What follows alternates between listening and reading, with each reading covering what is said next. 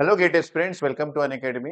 आज से हम स्टार्ट करने वाले हैं हमारा इलेक्ट्रॉनिक डिवाइसेस का क्रैश कोर्स। क्योंकि समय अभी कम है, ये क्रैश कोर्स उन सारे स्टूडेंट्स के लिए हेल्पफुल रहेगा जो इलेक्ट्रॉनिक्स ब्रांच में या फिर इलेक्ट्रिकल ब्रांच से या फिर इंस्ट्रूमेंटेशन ब्रांच से और ईसी का गेट का पेपर लिखने वाले हैं। और मैं आपको ये बता दूं कि अगर आपने ऑलरेडी इलेक्ट्रॉनिक डिवाइसेस पढ़ रखा है तो आप अपना रिवीजन इस क्रैश कोर्स के थ्रू कर सकते हैं, क्योंकि यहाँ पे हम कंसेप्ट्स के साथ क्वेश्चंस भी डील करेंगे और क्वेश्चन को हैंडल करने का जो स्किल है वो आप इस क्रैश कोर्स से डेवलप कर सकते हैं। दूसरी बात कि अगर आपने अभी तक इलेक्ट्रॉनिक डिवाइसेस नहीं पढ़ा है और अभी गेट के एग्जाम के लिए 3 महीने का समय है, जो कि हो सकता है कि आपके जो कॉम्प्रहेंसिव कोर्स है उसको उसको कंप्लीट करने का आपको समय ना मिले इलेक्ट्रॉनिक डिवाइसेस में, तो आप इस क्रैश कोर्स के थ्रू अपना इलेक्ट्रॉनिक डिवाइसेस का सब्जेक्ट कवर कर सकते हैं। क्योंकि यहाँ पे हम हर वो इम्पोर्टेंट कंसेप्ट, हर वो इम्पोर्टेंट क्वेश्चंस डील करने वाले हैं जो कि आप को एक अच्छे एग्जाम्स लिखने में, चाहे वो गेट का एग्जाम हो, चाहे वो ईएससी का एग्जाम हो, चाहे वो कोई पीएसयू का एग्जाम हो जो कि सेपरेट एग्जाम लेते हैं, लाइक इसरो, बीईआरसी, ये सारे एग्जाम्स के लिए आपको हेल्पफुल रहेगा। तो इस क्रैश कोर्स में आपको बस इस बात का ध्यान देना है कि जो भी मैं यहाँ पे डील करूंगा उसको आपको ध्यान से सुनना है। और क्योंकि यहाँ पे इलेक्ट्रॉनिक डिवाइसेस में काफी सारी चीजें जो विजुअलाइजेशन और जो आपका थॉट प्रोसेस है उसी से ही डेवलप होता है। और आपको साथ-साथ में नोट्स भी बनाना है। जितना अच्छे से आप नोट्स बनाएँगे, उतना अच्छा आपका सब्जेक्ट का जो कांसेप्ट है आपके डीपली दिमाग में जाएगा और जितने अच्छे से आप चीज़ों को समझेंगे, उतना अच्छा आपके लिए रहेगा। मैं यूट्यूब में एक और सेशन में आपको ये भी बताऊँगा कि इलेक्ट्रॉनिक्स में या फिर ईसी में एमटेक करने का जो एडवांटेज है, जैसे इलेक्ट्रॉनिक्स के सब्जेक्ट्स है जिसमें स्पेशलाइजेशन कम्युनिकेशन में होता है, वीएलएसआई में होता है, माइक्रो इलेक्ट्रॉनिक्स में होता है। और किसी भी इंस्टीट्यूट का जो आईआईटी या फिर एनआईटी या फिर आप बोल सकते हैं आईएससी, इसमें अगर आप देखेंगे तो जो इंस्टीट्यूट है उसका जो डेटा निकलता है, मतलब प्लेसमेंट का, कि 23-24 का जो सेशन था उसमें जो प्लेसमेंट हुए, उसमें किसको हाईएस्ट पैकेज, किस पर्टिकुलर स्पेशलाइजेशन या ब्रांच को हाईएस्ट पैकेज प्रोवाइड किया गया, तो आप देखेंगे कि हाईएस्ट पैकेज में सबसे ऊपर नाम जो है वो इलेक्ट्रॉनिक्स के ब्रांचेस के जो स्पेशलाइजेशन है उन्हीं का ही होता है। तो डेफिनेटली आप अगर इस चीज के लिए अवेयरनेस अपने आप में रखे हैं और आप प्लान कर रहे हैं इस सब्जेक्ट को अच्छे से पढ़ने का, तो आप इस सेशन को अटेंड करके इस सब्जेक्ट में अपना मास्टर कर सकते हैं। ठीक है, तो चलिए स्टार्ट करते हैं। इलेक्ट्रॉनिक डिवाइसेस में क्रैश कोर्स और प्रॉपर्टी ऑफ सेमीकंडक्टर हम डील करने वाले हैं।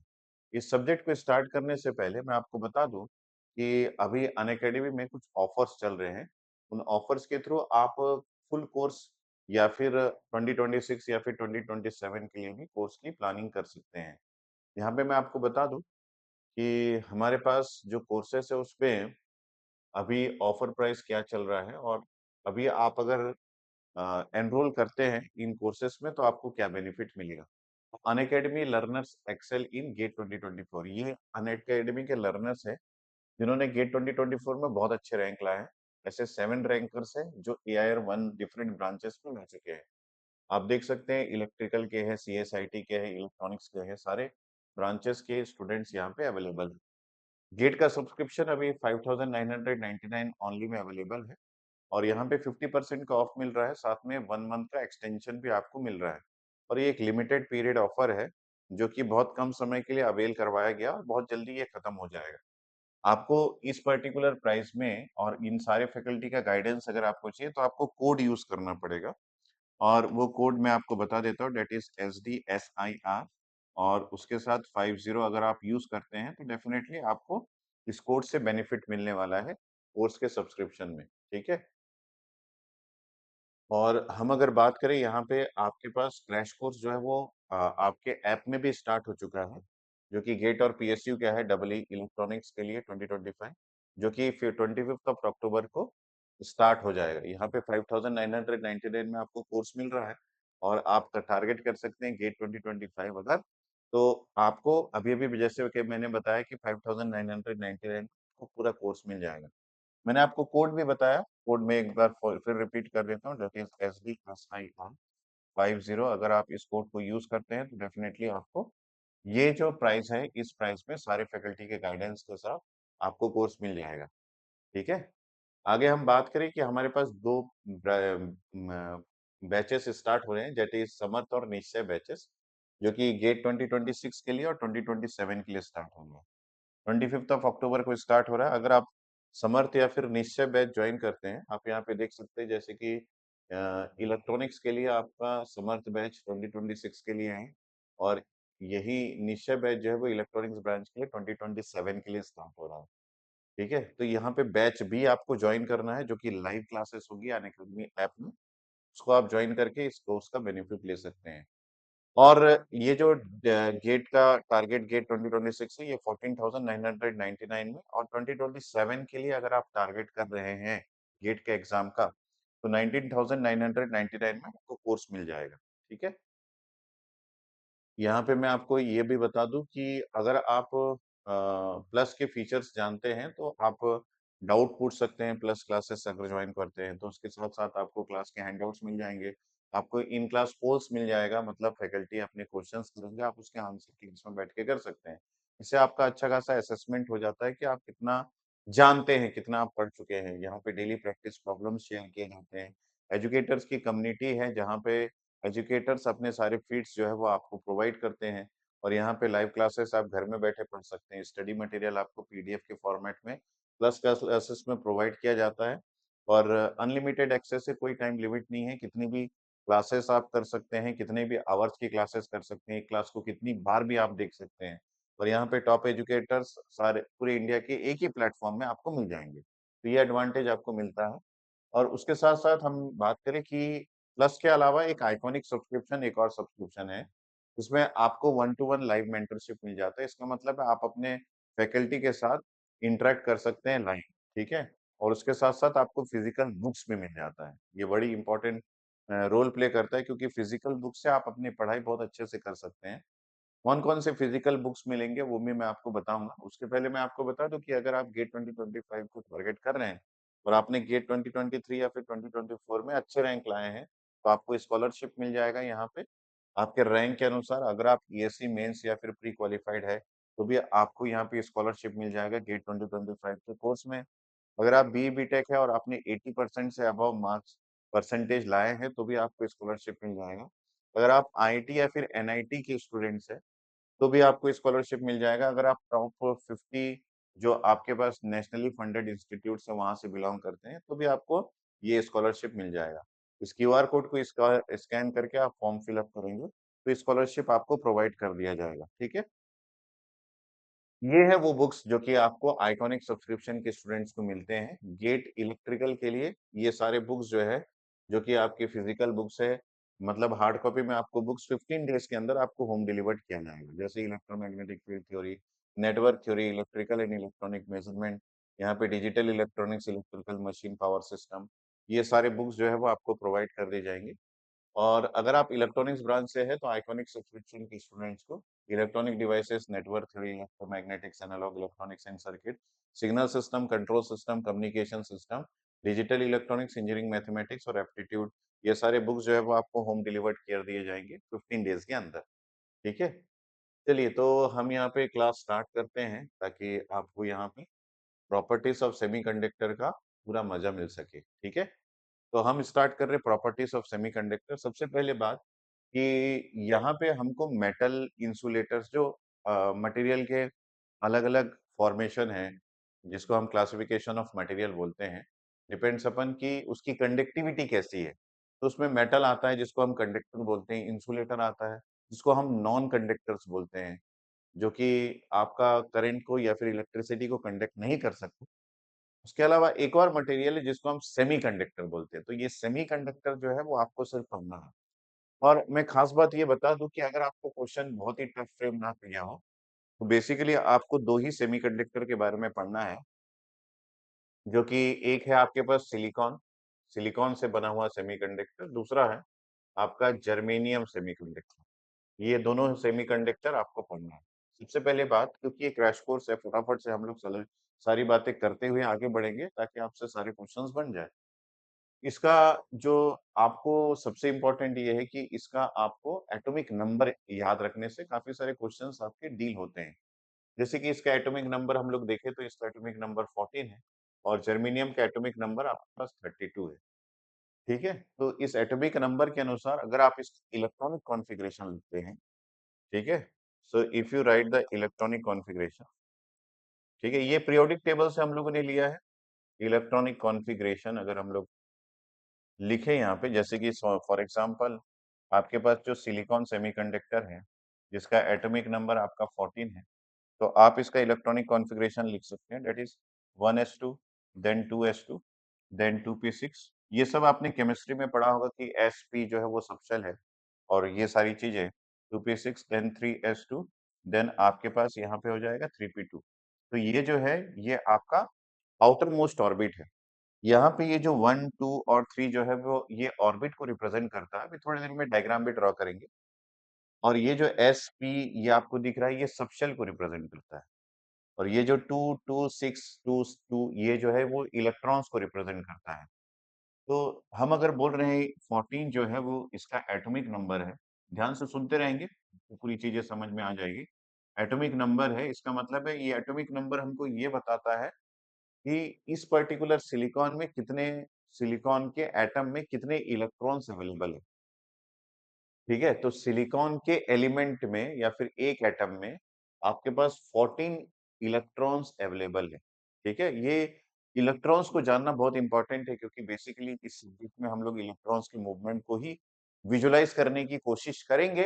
अगर आप मेरा सपोर्ट करते हैं, आप क्लास को पूरी तरह अटेंड करते हैं, तो आपको भी वो विजुअलाइजेशन मिलेगा कि इलेक्ट्रॉन्स एक्चुअली मूव कैसे कर रहा है, कहाँ कर रहा है, क्यों कर रहा है और उसी से आपका कांसेप्ट डेवलप होगा। और क्वेश्चन जो डेवलप होगा वो क्वेश्चन जितने आप सॉल्व करेंगे उससे आपका क्वेश्चन सॉल्विंग स्किल डेवलप होगा। तो मैंने आपको बता दिया कुछ-कुछ पॉइंट कि सिलिकॉन और जर्मेनियम 2 सेमीकंडक्टर मटेरियल के बारे में आपको पढ़ना है और इसका जो एटॉमिक नंबर है रेस्पेक्टिवली अगर आप देखेंगे तो एक का 14 है, एक का 32 है। मैंने आपको ये बताया कि 14 और 32 जो है वो number of electrons silicon atom एक पर्टिकुलर एटम में कितने इलेक्ट्रॉन्स है उसके बारे में बताता है। तो अगर उस इलेक्ट्रॉन को आप इलेक्ट्रॉनिक कॉन्फ़िगरेशन के अनुसार अरेंज करते हैं, तो सिलिकॉन में 14 आपके पास इलेक्ट्रॉन्स है और 14 इलेक्ट्रॉन्स आप अगर यहाँ पे कैलकुलेट करेंगे, 6 + 2 + 2 + 2 + 2 ये 14 आपके पास हो गया। तो इसका जो आउटर मोस्ट ऑर्बिट है, ये जो आपका 3-3 दिख रहा है, ये आपका this is the outer most orbit. ये आपका आउटर मोस्ट ऑर्बिट कहलाता है। This is outer most orbit और इस आउटर मोस्ट ऑर्बिट में आपके पास 4 इलेक्ट्रॉन्स है। आप यहाँ पे देख सकते हैं दिस इज़ हैविंग 4 इलेक्ट्रॉन्स ये हो गया 2 और ये हो गया 2। तो ऐसे सभी पर्टिकुलर एलिमेंट्स जिसके आउटर मोस्ट ऑर्बिट में 4 इलेक्ट्रॉन्स हैं, उसको पीरियोडिक टेबल में 14th ग्रुप में रखा गया है ना? तो यहाँ पे जैसे सिलिकॉन और जर्मेनियम है, 14th ग्रुप ऑफ एलिमेंट्स है। इसके भी अगर आप इलेक्ट्रॉनिक कॉन्फ़िगरेशन जर्मेनियम के देखेंगे, ठीक है? शुरू में थोड़ा-सा हम धीरे-धीरे डील करते हुए आगे बढ़ रहे हैं और बाकी आगे जाके आपको बहुत कुछ डिटेल में देखने को मिलेगा,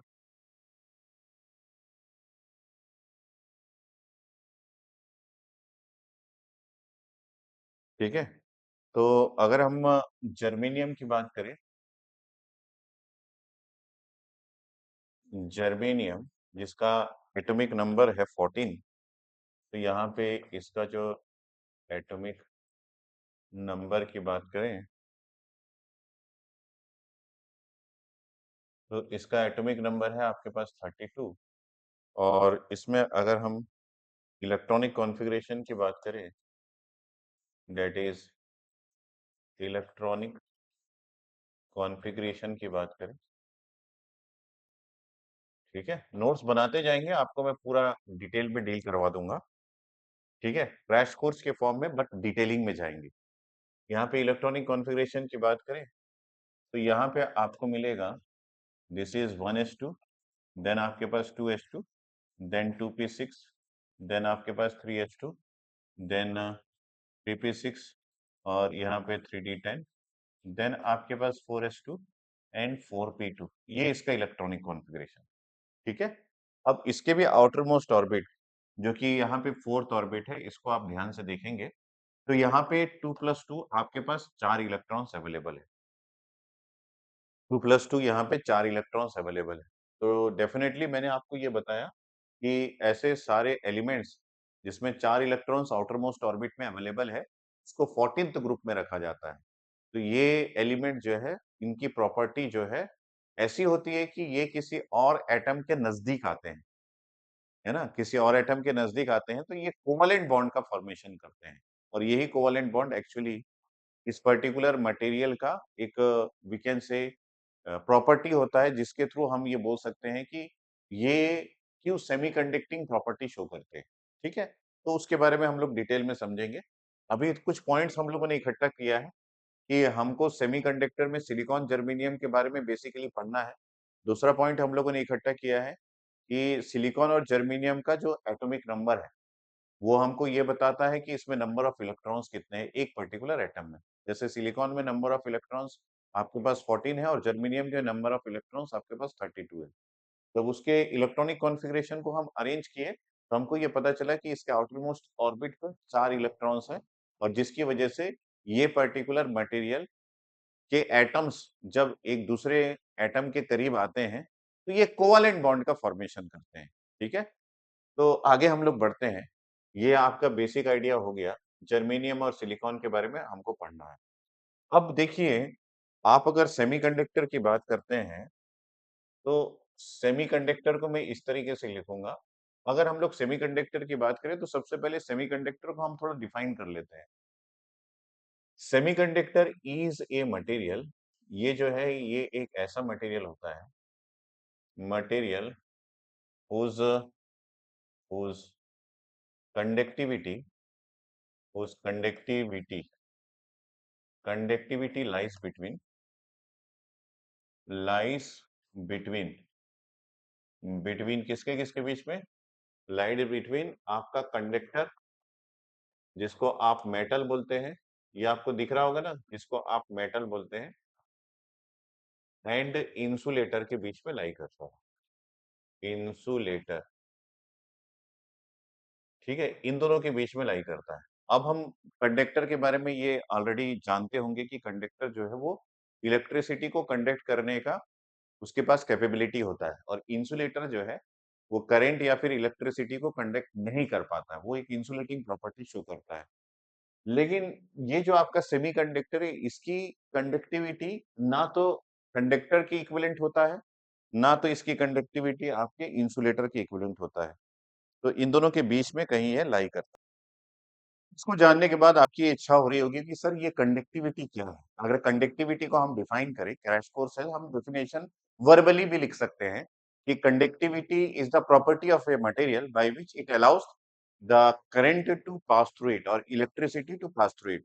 मतलब किसी भी मटेरियल की एक प्रॉपर्टी होती है कि वो अपने अंदर से इलेक्ट्रॉन्स को या फिर इलेक्ट्रिसिटी को या करंट को अलाउ कर रहा है या फिर नहीं कर रहा है। तो ये नेचुरली मटेरियल्स में एग्जिस्ट होता है। जैसे कि फॉर एग्जांपल हम प्लास्टिक मटेरियल की बात करें या फिर ग्लास की बात करें या फिर वुड की बात करें तो वो मटेरियल इलेक्ट्रिसिटी को अपने थ्रू पास होने नहीं देता। लेकिन अगर हम लोग कॉपर, एल्यूमीनियम या फिर हम बात करें किसी सिल्वर की, तो ये जो मटेरियल है ये इलेक्ट्रिसिटी को अपने थ्रू पास होने दे देता है। ठीक है? लेकिन सेमीकंडक्टर की एक ऐसी प्रॉपर्टी है कि ये डिपेंड करता है कि सेमीकंडक्टर किस पर्टिकुलर टेम्परेचर में है, किस पर्टिकुलर इलेक्ट्रिक फील्ड में है, तो उस पर्टिकुलर एनवायरनमेंट में कि सेमीकंडक्टर किस पर्टिकुलर एनवायरनमेंट में प्लेस्ड है, टेम्परेचर क्या अप्लाइड है सेमीकंडक्टर के ऊपर क्योंकि ये बहुत ज़्यादा टेम्परेचर सेंसिटिव मटेरियल होता है, सेमीकंडक्टर मतलब सिलिकॉन या जर्मेनियम। तो वो किस पर्टिकुलर एनवायरनमेंट में प्लेस्ड है, उसमें कितना इलेक्ट्रिक फील्ड लगा हुआ है या फिर टेम्परेचर क्या है, इस पे डिपेंड करता है कि इस मटेरियल की प्रॉपर्टी क्या है। तो सेमीकंडक्टर एक ऐसा मटेरियल है जो इंसुलेटिंग प्रॉपर्टी भी शो कर सकता है, जो कंडक्टिंग प्रॉपर्टी भी शो कर सकता है। इसलिए सेमीकंडक्टर का इम्पोर्टेंस जो है वो बढ़ चुका है। आज की डेट में आप अगर अपने हाउसहोल्ड की अप्लायंसेस को देखेंगे तो सबसे ज़्यादा जो चीज़ें आप यूज़ कर रहे हैं जिस जो अपने घर में जैसे वॉशिंग मशीन, प्रेस या फिर आप कोई गाड़ी चला रहे हैं, उसमें जो इलेक्ट्रॉनिक्स आइटम्स है, वो सारी चीज़ें सेमीकंडक्टर आपका लैपटॉप, ये जो पेन है, ये डिजिटल बोर्ड जो मैं लिख रहा हूँ, ये सभी कुछ सेमीकंडक्टर से ही बना हुआ है। तो सेमीकंडक्टर की खासियत ये है आपके दिमाग में क्या आपको रखना है मैं आपको बता दूँ। सेमीकंडक्टर एक ऐसा मटेरियल है, जिसकी प्रॉपर्टी इंसुलेटर और कंडक्टर दोनों के बीच लाई करता है। कौन-सी प्रॉपर्टी? चाहे आप कंडक्टिंग प्रॉपर्टी की बात करें, चाहे आप रेसिस्टिंग प्रॉपर्टी की बात करें, रेसिस्टिविटी की बात करें, दोनों इसका बीच में होता है, मतलब कंडक्टर इंसुलेटर के बीच में, ठीक है? तो इतना जानना आपके लिए काफ़ी है, हमको जल्दी से जंप करना है क्वेश्चन की ओर, तो क्वेश्चन को जंप करने के लिए मैं आगे बढ़ता हूँ। आपको जो बातें याद रखनी है, वो सारी बातें करते हुए, ठीक है? ये क्रैश कोर्स है, आप समझना कि वो सारी इम्पोर्टेंट चीज़ जो कि गेट में आते हैं, बाकी पब्लिक सेक्टर एग्ज़ाम में आते हैं, यूएससी के एग्ज़ाम में आते हैं, हम लोग जल्द से जल्द वहाँ तक रीच करेंगे, ठीक है?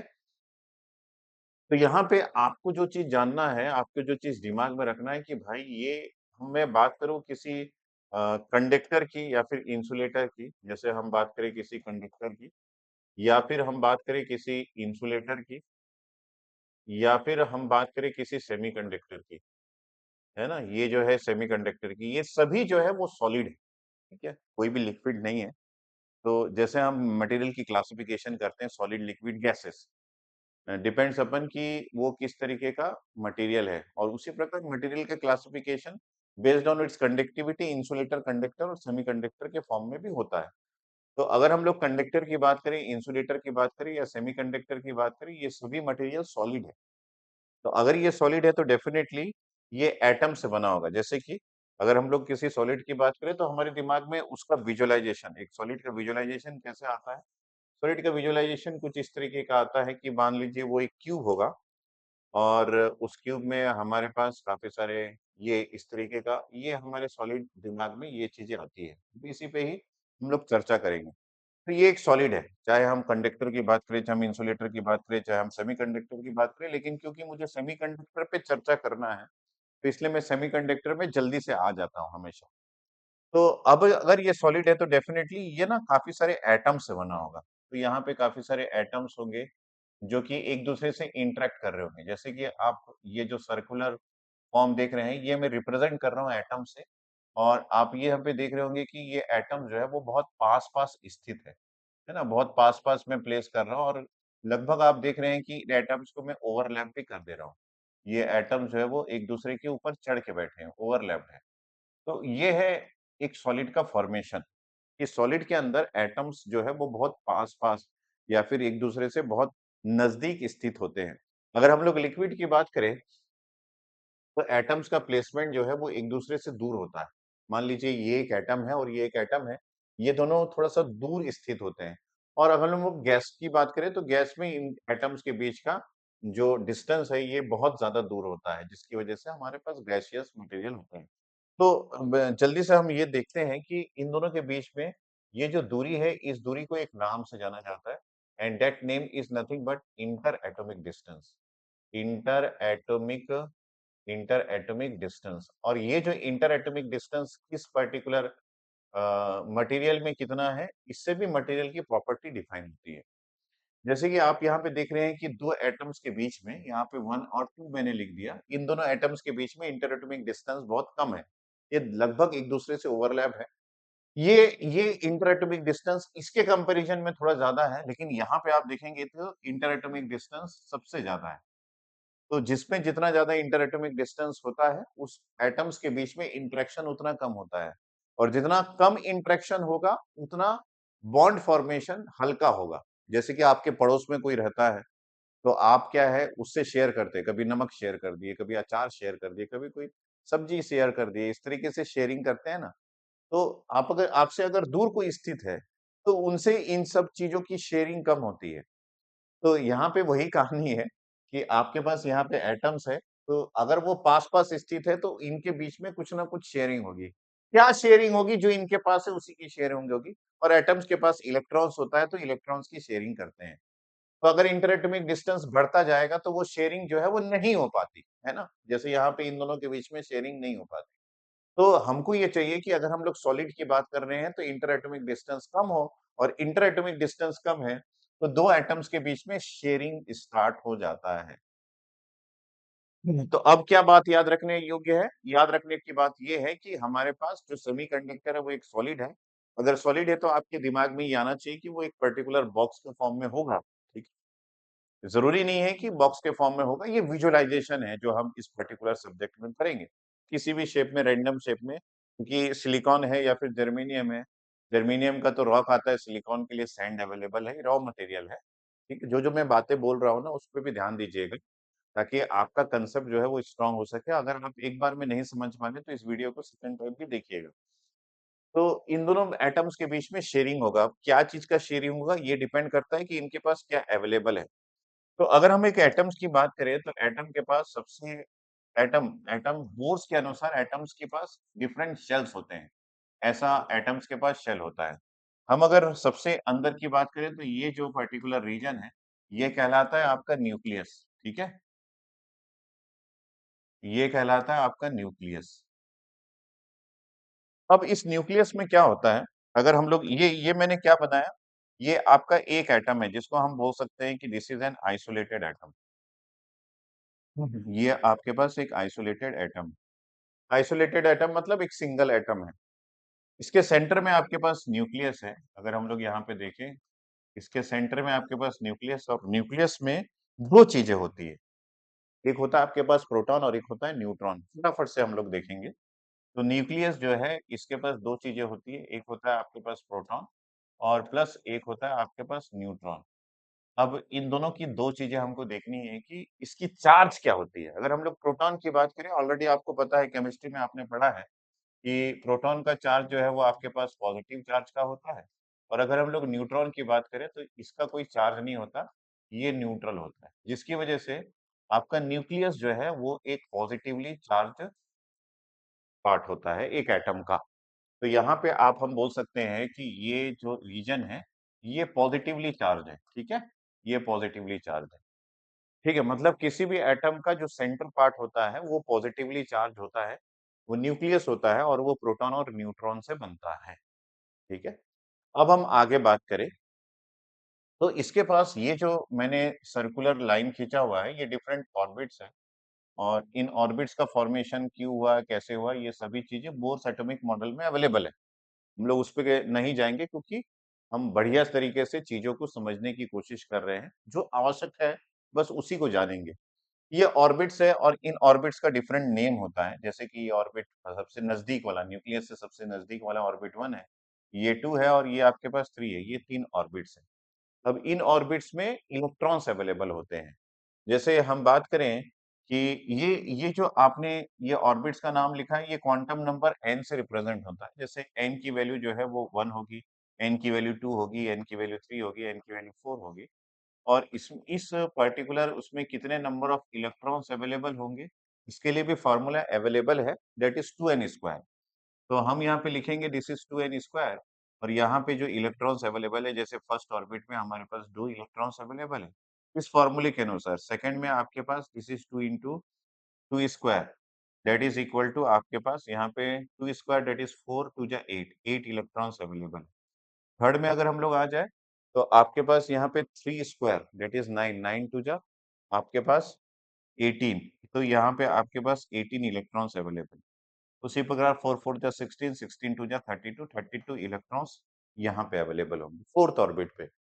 तो हमने यहाँ पे 3rd ऑर्बिट तक ही बनाया है। तो उस हिसाब से अगर हम लोग इलेक्ट्रॉन्स को यहाँ पे प्लेस करें, तो आपके पास फर्स्ट ऑर्बिट पे 2 इलेक्ट्रॉन्स है, सेकंड ऑर्बिट्स पे आपके पास 8 इलेक्ट्रॉन्स अवेलेबल है। ये जो ग्रीन कलर का मैं बना रहा हूँ, ये इलेक्ट्रॉन्स है, और थर्ड ऑर्बिट पे आपके पास यहाँ पे कितने इलेक्ट्रॉन्स अवेलेबल होंगे सर? 18। तो 1 2 3 4 5 6 7 8 9 10 11 12 13 14 15 16 17 और ये 18 इलेक्ट्रॉन्स अवेलेबल हो गया। तो ये सभी इलेक्ट्रॉन्स, इसकी चार्ज क्या होती है? इलेक्ट्रॉन्स की चार्ज यहाँ पे नेगेटिव होती है। तो इस ये जो इलेक्ट्रॉन्स है, इट इज हैविंग इलेक्ट्रॉन्स, जो कि आपके पास एक नेगेटिवली चार्ज पार्टिकल है। अब हम लोगों ने फिजिक्स में ये बात पढ़ी है कि कूलम्ब्स लॉ ऑफ अट्रैक्शन जो होता है, उसके अनुसार कोई नेगेटिव चार्ज है और कोई पॉजिटिव चार्ज है, उन दोनों के बीच में एक अट्रैक्शन फोर्स एग्जिस्ट करता है। तो यहाँ पे ये जो इलेक्ट्रॉन्स इसी ऑर्बिट में क्यों घूम रहा है? क्योंकि ये जो न्यूक्लियस है, ये इसके ऊपर एक सेंट्रीपिटल फोर्स लगा रहा है, मतलब एक अट्रैक्शन फोर्स लगा रहा है, और वो जो अट्रैक्शन फोर्स है, उसी की वजह से ये जो इलेक्ट्रॉन है, इस पर्टिकुलर न्यूक्लियस के चारों तरफ रिवॉल्व कर रहा है। आप ये सोच सकते हैं कि सर ये लटक क्यों रहा है? अट्रैक्शन फोर्स की वजह से। जैसे आप कोई रस्सी ले लें और उसमें एक पत्थर बाँध लें और अपने हाथ से ऐसे पकड़े रखें उस रस्सी को और घुमाएँगे, तो आप बोल सकते हैं कि वो पत्थर को नीचे गिरना चाहिए, फिर भी वो घूम क्यों रहा है? घूम इसलिए रहा है क्योंकि आप उसके ऊपर एक फ़ोर्स लगा रहे हैं अपने हाथों से, ताकि वो घूम सके। तो उसी प्रकार ये जो इलेक्ट्रॉन है ये घूम इसलिए रहा है क्योंकि ये पॉज़िटिव चार्ज उसी प्रकार का एक फ़ोर्स लगा रहा है, जिसकी वजह से ये इलेक्ट्रॉन्स इसके चारों ओर घूम रहे हैं। अब वो जो फ़ोर्स है, अगर हम लोग उसकी बात करें तो उस फ़ोर्स को आप इस तरीके से भी लिख सकते हैं that is F is equal to this is K आपके पास चार्ज जो है वो Q1 Q2 divided by R square ये फ़ॉर्मूला होता है। ये आपका कूलम्ब्स का बहुत ही स्ट्रॉन्ग अट्रैक्शन फ़ोर्स का या फिर रिपल्शन फ़ोर्स कुछ भी बोल सकते हैं। अट्रैक्शन फ़ोर्स यहाँ पे अट्रैक्शन फ़ोर्स है उसका फ़ॉर्मूला है। अट्रैक्शन फ़ोर्स क्योंकि Q1 और Q2 ये दोनों जो है वो Q1 आपके पास चार्ज है। मान लीजिए इसको आप इलेक्ट्रॉन का नेगेटिव चार्ज ले लेते हैं। नेगेटिव चार्ज नेगेटिव, है ना? और यहाँ पे आप अगर Q2 ले लेते हैं, तो Q2 जो है वो आपके पास ये भी एक चार्ज है, जो कि आपके न्यूक्लियस का चार्ज है, जो कि एक पॉज़िटिव चार्ज है। ये पॉज़िटिव चार्ज है और ये जो R है, this R is nothing but the distance. ये जो है ये आपके पास डिस्टेंस बिटवीन द चार्जेस है। तो यहाँ पे अगर आप डिस्टेंस देखेंगे, अगर आप प्रीवियस उसमें जाएँ, तो इन दोनों के बीच में डिस्टेंस जो है, इसको हम R से रिप्रेज़ेंट कर रहे हैं। तो अगर आप इससे देखेंगे तो इसका डिस्टेंस थोड़ा बढ़ गया, तो ये R से रिप्रेजेंट हो गया।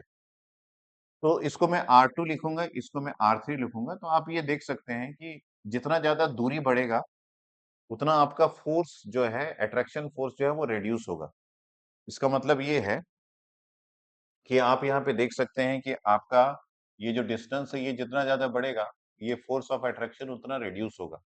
तो इसका मतलब ये है कि we can say that this electron is having less attracted to this particular positive charge इसका इस इलेक्ट्रॉन का अट्रैक्शन फोर्स इस पॉजिटिव चार्ज के साथ कम है कंपेयर टू दिस इलेक्ट्रॉन मतलब सबसे ज्यादा जो अट्रैक्शन फोर्स किसके ऊपर एक्टिव है या फिर किसके ऊपर हावी है वो जो सबसे आगे सबसे पहले जो इस पॉजिटिव चार्ज के पास स्थित है ना और सबसे कम अट्रैक्शन फोर्स जो सबसे दूर है अगर आप फोर्थ ऑर्बिट ले लेते हैं तो फोर्थ ऑर्बिट के इलेक्ट्रॉन्स जो है उसके ऊपर अट्रैक्शन फोर्स कम होता तो इसका मतलब ये है कि अगर अट्रैक्शन फोर्स कम है, अब मेरी बात को ध्यान से सुनना, अगर अट्रैक्शन फोर्स कम है, तो उस इलेक्ट्रॉन को ईज़िली आप कोई एनर्जी लगा के बाहर कर सकते हैं। जैसे कि ये जो इलेक्ट्रॉन है, इसको आप ईज़िली यहाँ से यहाँ निकाल सकते हैं। Compared to those electron which is lying inside क्योंकि इसके ऊपर अट्रैक्शन फोर्स कम है। तो ये जितना भी वैल्यू से अट्रैक्टेड है, अगर आप उतना ही फोर्स इसके ऊपर लगा देंगे, तो इस इलेक्ट्रॉन को आप बाहर निकाल सकते हैं। हम उसके बारे में चर्चा करेंगे, लेकिन जितना नीड है उतना। तो इसका मतलब है कि आप इस बात को समझ लीजिए कि आउटर मोस्ट इलेक्ट्रॉन को उस एटम से बाहर निकालना ईज़ी पड़ता है कंपेयर टू इनर इलेक्ट्रॉन्स, है ना? तो इनर इलेक्ट्रॉन्स को अगर आप निकालना चाहेंगे तो क्योंकि फोर्स ऑफ अट्रैक्शन ज़्यादा है, तो आपको जो एक्सटर्नल फोर्स लगाना पड़ेगा, इस इलेक्ट्रॉन को निकालने के लिए वो ज़्यादा लगाना पड़ेगा कंपेयर टू द अट्रैक्शन आप फोर्स जो एक्सटर्नली लगाएँगे। उसको मैंने कैसे निकाला बाहर? मैंने यहाँ पे एक एक्सटर्नल फ़ोर्स लगाया, है ना? एक एक्सटर्नल फ़ोर्स लगाया, उस फ़ोर्स को लगा के मैंने इसको बाहर निकाला और मैंने जो फ़ोर्स लगाया आप समझ लीजिए कि वो जो फ़ोर्स है या फिर वो जो एनर्जी है ना? वो एनर्जी मैंने इनके अट्रैक्शन फ़ोर्स ऑफ एनर्जी से ज़्यादा लगाया, जिसकी वजह से ही मैं सफल हो पाया इस इलेक्ट्रॉन को बाहर निकालने के लिए। ईज़ी है? तो बस यही बात हमको समझना है। तो ये जो है ये एक आइसोलेटेड एटम की कहानी है। लेकिन हमने अभी-अभी ये जाना है कि हमारे पास ये आइसोलेटेड कोई भी नहीं है। ये सभी इंटरैक्टिव एटम्स है। मतलब आप अगर सॉलिड की बात करें सेमीकंडक्टर जो सॉलिड है, उसके अंदर ये एक आइसोलेटेड का मतलब है कि आप समझ लीजिए कि किसी एटम को मैंने अलग से समझने के लिए उसको बाहर निकाल लिया, तो ये आइसोलेटेड एटम। लेकिन अगर हम लोग सेमीकंडक्टर की बात करें तो सेमीकंडक्टर में कोई भी एटम जो है वो आइसोलेटेड नहीं है। सभी इंटरैक्टिव है। तो हमको ये कहानी समझनी है कि इस इंटरैक्टिव एटम्स में किस तरीके का इलेक्ट्रॉन्स का प्लेसमेंट होता है और जो बॉन्ड की हम बात कर रहे हैं या फिर शेयरिंग की बात करें वो किस तरीके से एग्जिस्ट करता है। ठीक है? ईज़ी तरीके से हम समझ रहे हैं। तो बस बात उसी की आती है। यहाँ पे k जो है वो कांस्टेंट है, आपको k के बारे में टेंशन लेने की ज़रूरत नहीं है। देखिए, हमारे पास ये एक एटम है, ये एक एटम है, ये एक एटम है और ये एक एटम है और ये एक एटम। अब मुझे क्या करना है, इन एटम को समझ लीजिए मैंने दूरी पे प्लेस किया है, मतलब इनके बीच का इंटरएटॉमिक डिस्टेंस ज़्यादा है। अब धीरे से मैं इसको सॉलिड बना रहा हूँ और इसको मैं थोड़ा-सा इसके पास ला लिया और इसको इसको भी इसके थोड़ा पास ला लिया, है ना? इसको भी इसके थोड़ा-सा पास ले आया, ऐसा। और इसको भी इसके थोड़ा पास ले आया, तो आप समझ लीजिए कि सॉलिड बनने के लिए तैयार है, ठीक है? अब हम कहानी इस चीज़ को सिलिकॉन से रिलेटेड करते हैं कि अगर हम लोग सिलिकॉन की बात करें, तो सिलिकॉन में आपका इलेक्ट्रॉनिक कॉन्फ़िगरेशन मैंने पहले ही बता दिया था कि इसके इलेक्ट्रॉन्स किस तरीके से अवेलेबल होते हैं। तो यहाँ पे हम लोगों ने लिखा कि ये 14 इलेक्ट्रॉन्स इसके हैं और इसका इलेक्ट्रॉनिक कॉन्फ़िगरेशन 1s2 2s2, यहाँ पे 2p6 और आपके पास 3s2 और यहाँ पे आपके पास 3p2 इस तरीके से होता है। तो अभी-अभी मैंने जो ऑर्बिट्स के नेम लिखे हैं, फटाफट से आप अगर देख लेंगे, यहाँ पे आप देखिए कि ऑर्बिट्स को मैंने 1, 2, 3 इस तरीके से नेमिंग किया है। तो यहाँ पे भी आपके पास ऑर्बिट्स हैं। जैसे ये आपका फर्स्ट ऑर्बिट है, ये सेकंड ऑर्बिट है, सेकंड ऑर्बिट में 6+2 6+2 10 इलेक्ट्रॉन्स अवेलेबल है और यहाँ पे थर्ड ऑर्बिट भी है। थर्ड ऑर्बिट में आपके पास 4 इलेक्ट्रॉन्स अवेलेबल है। तो हमको यहाँ पे क्या करना है, सिलिकॉन के इस पर्टिकुलर एटम को अलग से मैं बनाता हूँ, एक आइसोलेटेड एटम और उसके बाद इनके बीच का इंटरेक्शन मैं बनाऊँगा। तो जब मैं सिलिकॉन के इस पर्टिकुलर एनालिसिस को यहाँ पे ड्रॉ किया, तो आपको पता है कि सेंटर पे तो हमारे पास न्यूक्लियस है और न्यूक्लियस की चर्चा हमको करनी नहीं है और इसका चार्ज जो है वो आपके पास पॉजिटिव चार्ज है। ये देखिए, ये आपके पास न्यूक्लियस है। ध्यान से समझ लीजिए, ये पॉजिटिवली चार्ज है। आपको कोई डाउट नहीं आना चाहिए। डाउट आ रहा है?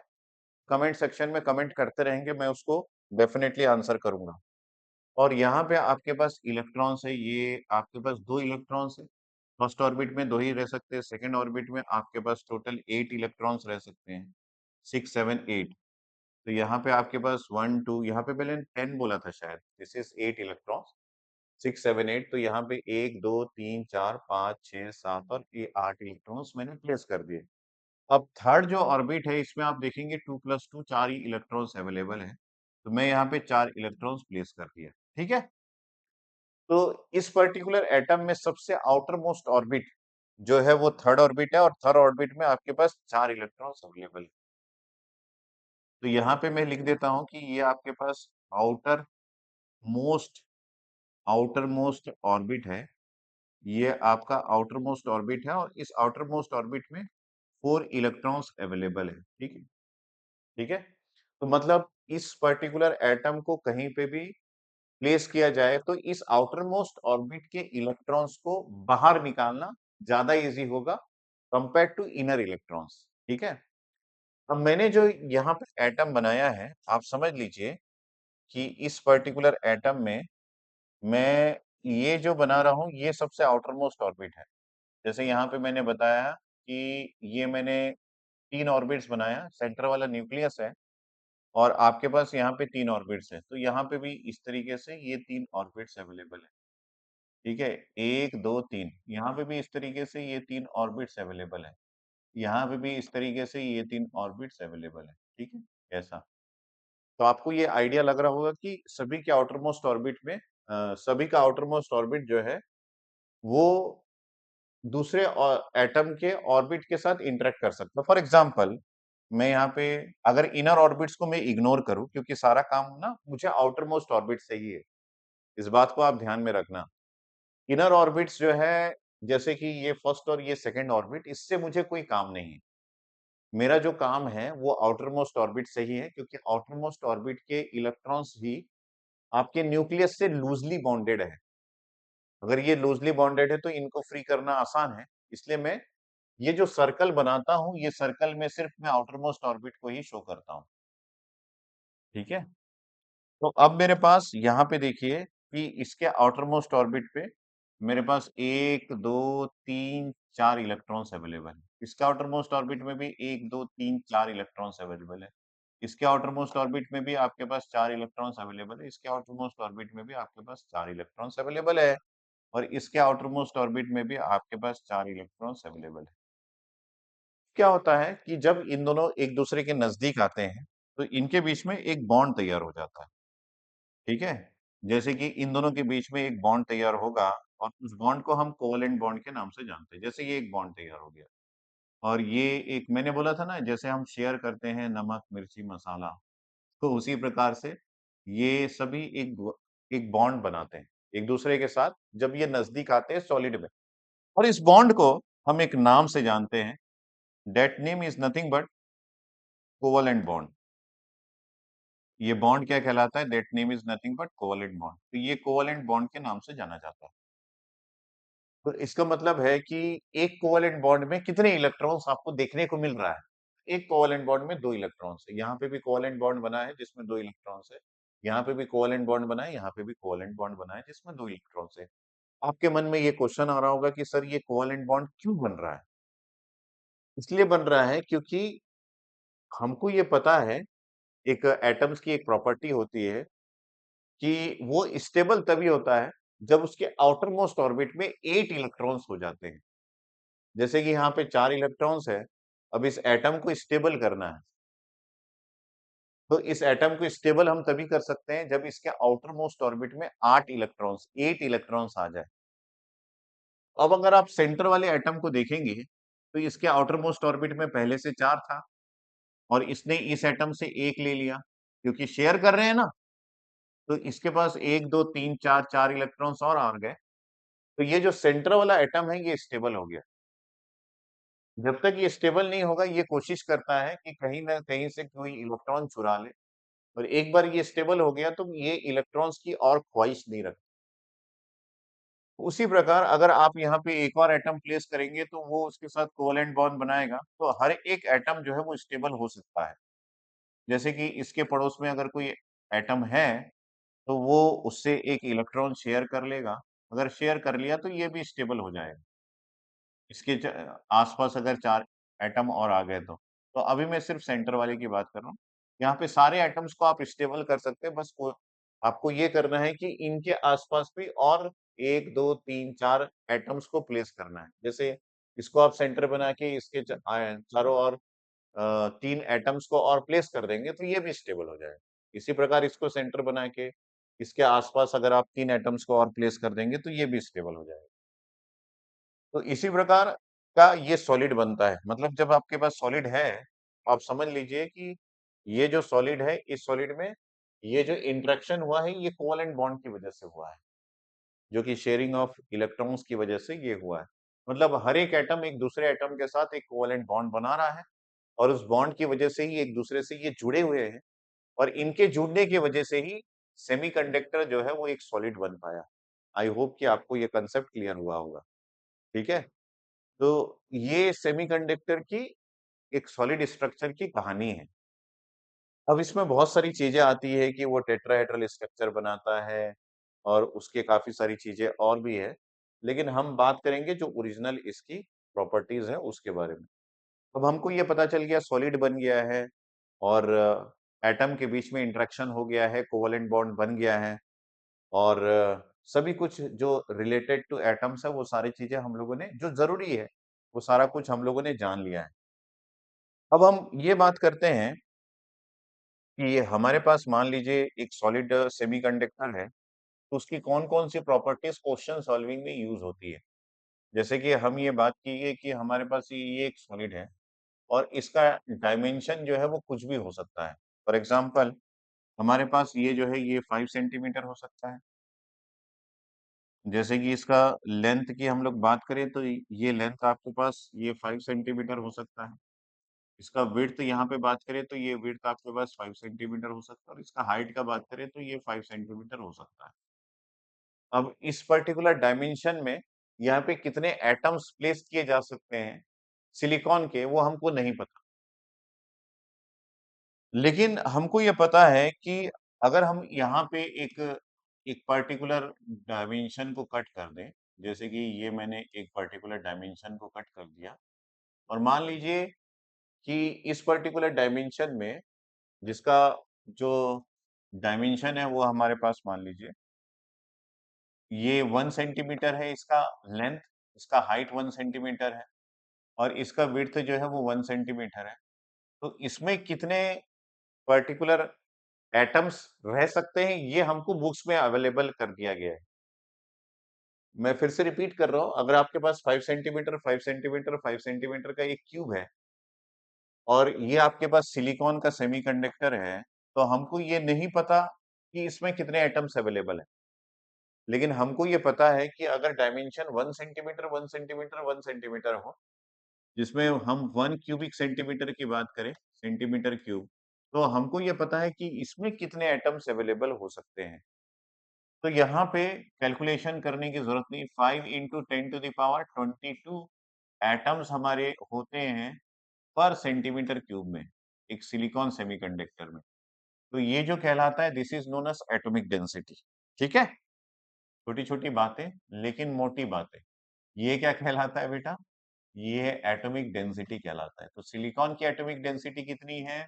सिलिकॉन की atomic density 5 into 10 to the power 22 atoms per centimetre cube, ये उसकी एटॉमिक डेंसिटी है। तो सर जर्मेनियम की एटॉमिक डेंसिटी क्या है? अगर सिलिकॉन की एटॉमिक डेंसिटी ये है, तो जर्मेनियम की एटॉमिक डेंसिटी क्या है? ये भी हमारे जानने की नीड पड़ेगी। जर्मेनियम में 4.41 इंटू 10 टू द पावर 22, ये थोड़ा-सा कम है। इसके एटम्स पर सेंटीमीटर क्यूब इतने होते हैं और ये इसकी एटॉमिक डेंसिटी है, किसकी? जर्मेनियम की। Atomic density of germanium, atomic density of germanium, ये जर्मेनियम की एटॉमिक डेंसिटी, ठीक है? तो दोनों की एटॉमिक डेंसिटी मैंने आपको बता दी कि कितनी-कितनी एटॉमिक डेंसिटी है। अब क्वेश्चन ये आता है कि जब एटम्स को प्लेस कर दिया जाए, तो वो जो इलेक्ट्रॉन्स आपने बाहर निकाला था, ये इलेक्ट्रॉन्स जैसे यहाँ पे मैंने एक इलेक्ट्रॉन्स को बाहर निकाला था ना, उस इलेक्ट्रॉन्स को बाहर निकालने के लिए आपको कितना फोर्स या फिर कितनी एनर्जी लगानी पड़ती है। तो ये भी आपके डिफरेंट एटम्स में डिफरेंट डिफरेंट है। फॉर एग्जांपल अगर आपने यहाँ पे ध्यान से देखेंगे, जैसे यहाँ पे ये सिलिकॉन का है मान लेते हैं, है ना? ये सिलिकॉन का जो कोवेलेंट बॉन्ड है वो आपने बनाया है और हम हमेशा आउटर मोस्ट ऑर्बिट के इलेक्ट्रॉन्स की बात करते हैं। तो कोई एक इलेक्ट्रॉन जो कि यहाँ पे प्लेस्ड है, इस इलेक्ट्रॉन को अगर आप यहाँ से यहाँ बाहर निकालना चाहते हैं, बाहर निकालने से मतलब है कि 2 एटम्स के बीच में कहीं आप इसको प्लेस करना चाहते हैं। ऐसा नहीं कि सॉलिड से बाहर निकालना, नॉट फ्रॉम द सॉलिड। आप किसी इलेक्ट्रॉन को बाहर निकाल रहे हैं, इसका मतलब है एटम से बाहर निकाल रहे हैं, सॉलिड स्ट्रक्चर से बाहर नहीं निकाल रहे हैं। जब इस इलेक्ट्रॉन को मैं यहाँ से यहाँ बाहर निकाल रहा हूँ, डेफिनिटली मैंने कुछ यहाँ पे एनर्जी यूज़ किया होगा, क्योंकि ये इलेक्ट्रॉन तो इसके न्यूक्लियस से अट्रैक्टेड था। मैंने कुछ ना कुछ एनर्जी यहाँ पे लगाई होगी जिससे ये इलेक्ट्रॉन्स बाहर आया। तो सर कितनी एनर्जी आपने लगाई है ताकि ये इलेक्ट्रॉन्स बाहर आ सके?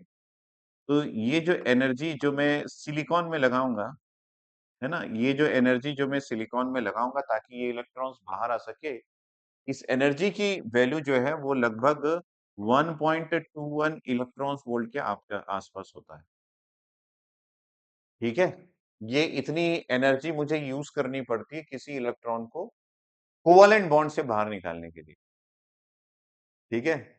तो ये जब मैं किसी इलेक्ट्रॉन को कोवेलेंट बॉन्ड से बाहर निकाल लूँगा, ये देखिए कोवेलेंट बॉन्ड है और ये जो इलेक्ट्रॉन है इसको मैं कोवेलेंट बॉन्ड से इधर से बाहर निकाल रहा हूँ, तो सर आपने कितनी एनर्जी यूज़ की? सिलिकॉन के केस में किसी इलेक्ट्रॉन को कोवेलेंट बॉन्ड से बाहर निकालने के लिए। तो मैं ये बोलूँगा कि मैंने 1.21 इलेक्ट्रॉन वोल्ट ऑफ एनर्जी को यूज़ किया। इलेक्ट्रॉन वोल्ट जो है वो एनर्जी का यूनिट है। जैसे जूल्स एनर्जी का यूनिट है, वैसे ही इलेक्ट्रॉन वोल्ट जो है वो एनर्जी का यूनिट है। तो मैंने इतनी एनर्जी की यूज़ की इस इलेक्ट्रॉन को कोवेलेंट बॉन्ड से बाहर निकालने के लिए। तो सिलिकॉन के केस में जो आप एनर्जी यूज़ करेंगे किसी इलेक्ट्रॉन को कोवेलेंट बॉन्ड से बाहर निकालने के लिए, उस एनर्जी की वैल्यू जो है वो 1.21 इलेक्ट्रॉन वोल्ट होता है। और इसको जब बताया जाता है तो ये भी बताया जाता है कि उस समय आपका सेमीकंडक्टर किस टेम्परेचर में प्लेस था। क्योंकि सेमीकंडक्टर बहुत ज्यादा टेम्परेचर सेंसिटिव है, मतलब टेम्परेचर के चेंज होने से उसकी प्रॉपर्टी चेंज हो जाती है, सेमीकंडक्टर की प्रॉपर्टीज। तो जब मैं इस पर्टिकुलर वैल्यू की बात कर रहा हूँ, तो मुझे ये पता होना चाहिए कि इस वैल्यू को जब मैं चर्चा कर रहा हूँ, तो उस समय ये जो सेमीकंडक्टर है वो कितने टेम्परेचर में प्लेस था। तो मैं आपको बता दूं कि उस समय ये जो सेमीकंडक्टर था, वो उसको मैंने 0 केल्विन में प्लेस किया था। केल्विन जो है वो टेम्परेचर का यूनिट है, और सेमीकंडक्टर में जो भी कुछ डिफाइन किया जाता है, वो केल्विन के यूनिट में ही डिफाइन किया जाता है, ना तो सेल्सियस ना तो फ़ारेनहाइट। इसलिए मैंने बोल दिया कि ये 0 केल्विन में प्लेस था। तो 0 केल्विन में जितनी एनर्जी किसी इलेक्ट्रॉन को कोवेलेंट बॉन्ड से बाहर निकालने में लगता है, वो एनर्जी जो होता है वो 1.21 इलेक्ट्रॉन वोल्ट होता है। और इस एनर्जी को यूज़ करने के बाद, क्योंकि ये इलेक्ट्रॉन कोवेलेंट बॉन्ड से बाहर आ गया, एटम से बाहर आ गया, तो अब आप देखिए ये जो इलेक्ट्रॉन है, इस इलेक्ट्रॉन को हम फ्री इलेक्ट्रॉन के नाम से जानते हैं। बहुत ईज़ी है। ये इलेक्ट्रॉन कहलाएगा फ्री इलेक्ट्रॉन। तो यहाँ पे भी कोवेलेंट बॉन्ड से बाहर आपका इलेक्ट्रॉन आ गया, तो ये इलेक्ट्रॉन आपका कहलाएगा फ्री इलेक्ट्रॉन, है ना? जब भी इलेक्ट्रॉन कोवेलेंट बॉन्ड से बाहर आ गया, क्योंकि ये यहाँ पे प्लेस था। यहाँ से उठा के मैंने इसको यहाँ प्लेस कर दिया, इसका मतलब है कोवेलेंट बॉन्ड से बाहर आ गया, एटम के अट्रैक्शन फोर्स या फिर न्यूक्लियस के अट्रैक्शन फोर्स से बाहर आ गया।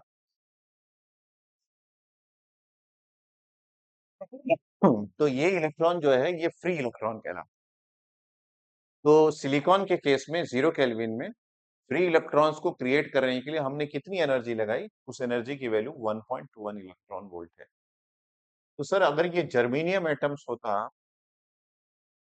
तो आप कितनी एनर्जी यहाँ पे यूज़ करते? तो सिलिकॉन के बदले अगर हम लोग यहाँ पे जर्मेनियम की बात कर लें, तो मान लीजिए आप यही कहानी जर्मेनियम में कर रहे हैं, यही कहानी आप जर्मेनियम में कर रहे हैं, तो जर्मेनियम के एटम में कर रहे हैं। तो जर्मेनियम में आपको फ्री इलेक्ट्रॉन्स क्रिएट करने के लिए जो एनर्जी की नीड पड़ेगी, ठीक है? छोटे-छोटे पॉइंट्स हैं, उस एनर्जी की वैल्यू है 0 केल्विन पे, एट 0 केल्विन। ये बताना बहुत ज़रूरी है, एट 0 केल्विन, तो उसकी वैल्यू है लगभग 0.785 इलेक्ट्रॉन वोल्ट ऑफ एनर्जी आपको ज़रूरत पड़ेगी, किसी इलेक्ट्रॉन को फ्री करने के लिए। तो एक सिलिकॉन का केस है, एक जर्मेनियम का केस है। और अगर आप टेम्परेचर की वैल्यू, ये सब वैल्यूज़ थोड़ी-थोड़ी, छोटी-छोटी वैल्यूज़ है, इसको आप याद कर सकते हैं, जो भी मैं आपको बता रहा हूँ, क्योंकि आज प्रॉपर्टीज़ ऑफ सेमीकंडक्टर की बात कर रहे हैं, और इसी सेशन में हम क्वेश्चंस भी डील करेंगे। अगर मैं ये बोलूँ कि सर मैं टेम्परेचर की वैल्यू को चेंज कर देता हूँ, जैसे यहाँ पे 0 केल्विन है, मैं अगर टेम्परेचर की वैल्यू को 300 केल्विन कर दूँ तो, है ना? 300 केल्विन का चर्चा इतना ज़्यादा इसलिए है क्योंकि अगर आप 300 केल्विन की बात कर रहे हैं, तो 300 केल्विन का मतलब है, जैसे यहाँ पे 300 केल्विन की बात कर रहे हैं, तो ये 300 kelvin is equal to 27 degree centigrade होता है, और ये जो 27 डिग्री सेंटीग्रेड होता है, ये एक्चुअली आपका रूम टेम्परेचर के नाम से थियोरेटिकली रिप्रेजेंट होता है। तो रूम टेम्परेचर मतलब 27 डिग्री सेंटीग्रेड, और 27 डिग्री सेंटीग्रेड मतलब 300 केल्विन, क्योंकि जो भी आप चीज़ें प्लेस करेंगे, वो घर पे ही प्लेस करेंगे, और घर का जो टेम्परेचर है, अभी तो बहुत ज़्यादा है, क्योंकि ग्लोबल वार्मिंग की वजह से। लेकिन एक्चुअली में जो थ्योरेटिकल टेम्परेचर आपको माना जाता है कि 27 डिग्री सेंटीग्रेड, और 27 डिग्री सेंटीग्रेड मतलब 300 केल्विन, क्योंकि आपका 27 प्लस 273 अगर हम लोग कर दें, तो that is equal to 300 kelvin आपका होता है, ठीक है? तो इसी वजह से रूम टेम्परेचर जो है वो 300 केल्विन माना जाता है। तो 300 केल्विन में आपको यही सब चीज़ों की जानने की नीड पड़ती है। 2 टेम्परेचर आपके दिमाग में आपको रखना है, एक 0 केल्विन का और एक 300 केल्विन का, और इन दोनों टेम्परेचर में वैल्यूज़ को आपको थोड़ा-सा याद करना पड़ सकता है। तो अगर सर इसी जर्मेनियम की बात करें और टेम्परेचर 0 केल्विन के बजाय अब मैं यहाँ पे बात करूँ कि मान लीजिए यहाँ पे मैं 300 केल्विन की बात करूँ, और 300 केल्विन में यही एनर्जी कितना लगेगा? कितना लगेगा एनर्जी किसी इलेक्ट्रॉन को बाहर करने के लिए? क्यों लगेगा, कैसे लगेगा? वो क्रैश कोर्स में जानने की नीड नहीं पड़ रही है। तो यहाँ पे जो है एनर्जी 0.72 इलेक्ट्रॉन वोल्ट, इतनी एनर्जी हमको नीड पड़ेगी। मतलब अगर टेम्परेचर बढ़ता है तो एनर्जी भी हमको कम लगती है। टेम्परेचर बढ़ने के साथ-साथ एनर्जी हमको कम लगती है किसी इलेक्ट्रॉन्स को बाहर निकालने के लिए। उसी प्रकार यहाँ पे भी हम लोग अगर देखें सिलिकॉन के केस में, जो कि 1.21 इलेक्ट्रॉन वोल्ट हम लोग को लग रहा है सिलिकॉन के केस में, तो यहाँ पे अगर मैं 300 केल्विन में बात करूँ, तो हमको कितनी एनर्जी की ज़रूरत पड़ेगी सिलिकॉन के केस में? तो ये लगभग 1.1 इलेक्ट्रॉन वोल्ट की ज़रूरत पड़ती है, किसी इलेक्ट्रॉन को कोवेलेंट बॉन्ड से बाहर करने में, ठीक है? तो ये आपका नॉलेज है और इससे हम आगे बढ़ते हैं। अब सिलिकॉन का बेसिक आइडिया और जर्मेनियम का बेसिक आइडिया हम लोग समझ गए हैं। अब इसमें कुछ एटम्स को ऐड करते हैं और उसको समझते हैं। लेकिन उसके पहले ये ज़रूरी है कि आप एनर्जी बैंड डायग्राम को भी समझ लें, ठीक है? तो हम एनर्जी बैंड डायग्राम को भी समझेंगे और उसके साथ-साथ आगे बढ़ेंगे। तो आज की क्लास हम यहीं पे एंड करते हैं, छोटा-छोटा क्लास मैं लूँगा और उस छोटे-छोटे क्लासेस में आपको सारी चीज़ें मैं आपको बताता रहूँगा। आज की क्लास में अगर आपको डाउट है और इसको विस्तार से जानने की नीड है, तो आप मुझे कमेंट सेक्शन में ज़रूर से कमेंट करके बताइएगा, ताकि मैं आपके अनुसार इसको एलैबोरेट कर सकूँ या फिर आपको मज़ा आ रहा है, आप एन्जॉय कर रहे हैं, चीज़ों को अच्छे से समझ रहे हैं, तो मुझे ये लगता है कि आप मेरे स्टाइल से पढ़ना स्टार्ट कीजिए क्रैश कोर्स, वरना फिर ये कॉम्प्रिहेंसिव कोर्स बन जाएगा और क्वेश्चन डील करने में बहुत ज़्यादा समय लग जाएगा। तो क्वेश्चन को जल्दी से डील करना है, तो जो आपके लिए आपको नीड है, जितना आपको एग्ज़ाम में पूछा जाएगा, उतना मैं बहुत ही बेहतरीन तरीके से आपको बताता जाऊँगा। आप सुनते जाइए, नोट्स बनाते जाइए और क्लास अच्छा लगा, बुरा लगा, जो भी आपका कमेंट है, उस कमेंट को आप ज़रूर से कीजिएगा। ठीक है? I will meet you in the next class, session number 2।